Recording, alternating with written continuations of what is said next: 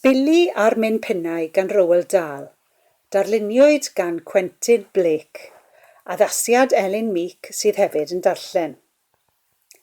Gan gyflwyno Bili, Mam, Don Mini, y Minpinnau. Pennod 1. Bod yn dda. Roedd mam Bili bach yn dweud wrtho beth a hefyd beth yn union roedd e'n cael ei wneud a beth doedd e ddim yn cael ei wneud. Roedd yr holl bethau roedd e'n cael ei gwneud yn ddiflas. Roedd yr holl bethau doedd e ddim yn cael ei gwneud yn gyffrous.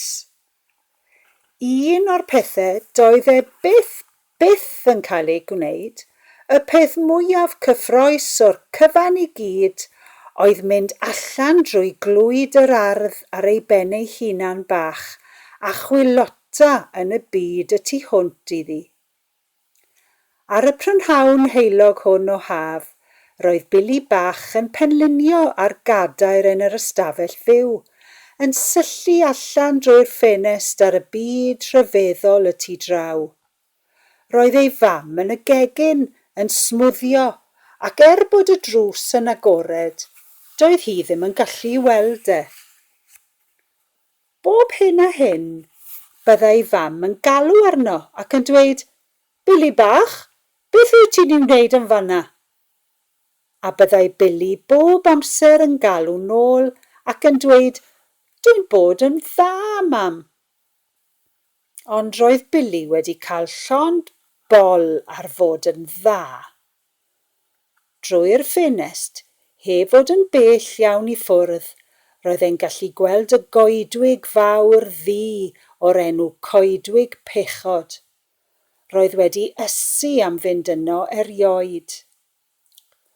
Roedd ei fam wedi dweud wrtho fod oedolion hyd yn oed yn ofni mynd i mewn i goedwig Pennod. Byddai hi'n adrodd cerdd iddo a oedd yn adnabyddus yn yr ardal. Dyma hi.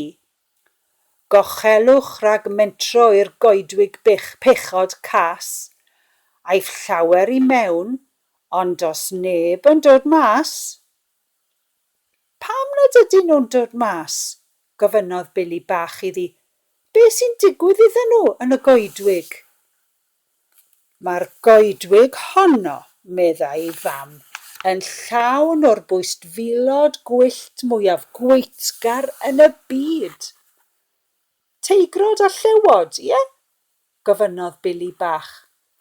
Rhai llawer gwaith na hynny, meddai ei fam. Beth sy'n waith na theigrod a llewod, mam? Mae wang dwgliaid yn waith, meddai ei fam, a'r corn grychwyr, heb sôn am y chwyrn droellwyr a'r cnedwyr mileinig, a'r gweithaf o'r cyfan i gyd yw'r poerlwr gwaed sugno danedd dynnu cerig daflu. Mae un ohonyn nhw yn y goedwig hefyd. Poerlwr, mam? Wrth gwrs, a phan fydd y poerlwr yn rhedeg ar dy ôl di, mae e'n chwythu cymylau o fwg poeth o'i drwyn. Fyddai e'n fy mwyta i gyd, gofynnodd Bili bach. Mewn un gegaid, meddai ei fam. Doedd Bili bach ddim yn credu gair o hyn. Roedd e'n dyfalu bod ei fam yn creu'r cyfan i gyd mwyn codi ofn arno a'i atal rhag mynd allan o'r tŷ ar ei ben ei hunan bach byth. A nawr, roedd Bili yn eistedd ar y gadair yn syllu'n llawn hireth drwy'r ffenest ar y goedwig Pennod enwog. Bili bach, galwodd ei fam o'r gegin, beth rwyt ti'n i'w wneud? Dwi'n bod yn dda, mam, galwodd Bili yn ôl. Ar hynny, digwyddodd rhywbeth rhyfedd. Dechreuodd Bili bach glywed rhywun yn sibrwd yn ei glist. Roedd e'n gwybod yn union pwy oedd e, Y diafol oedd e. Roedd y diafol bob amser yn dechrau sibrwd wrtho pan oedd e wedi diflasu'n llwyr. Byddai'n hawdd, roedd y diafol yn sibrwd, i ti ddringo allan drwy'r ffenest honno. Fyddai neb yn dy weld di, ac mewn chwynciad bydde ti yn yr ardd, ac mewn chwynciad arall bydde ti drwy'r glwyd ffrynt, ac mewn chwynciad arall wedyn bydde ti'n chwilota drwy'r goedwig pechod rhyfeddol ar dy ben dy hunan bach. Mae'n lle gwych. Paid â chredu gair mae dy fam yn ei ddweud am y wangdwdliaid a'r corn grychwyr, a'r chwyrndroellwyr, a'r cnedwyr mileinig, a'r poerlwr gwaed signo danedd dynnu cerig daflu. Does dim o'r fath bethau yno. Beth sydd i mewn yno go iawn? Sibrydodd Bili bach. Mefus gwyllt, sibrydodd y diafol yn ôl.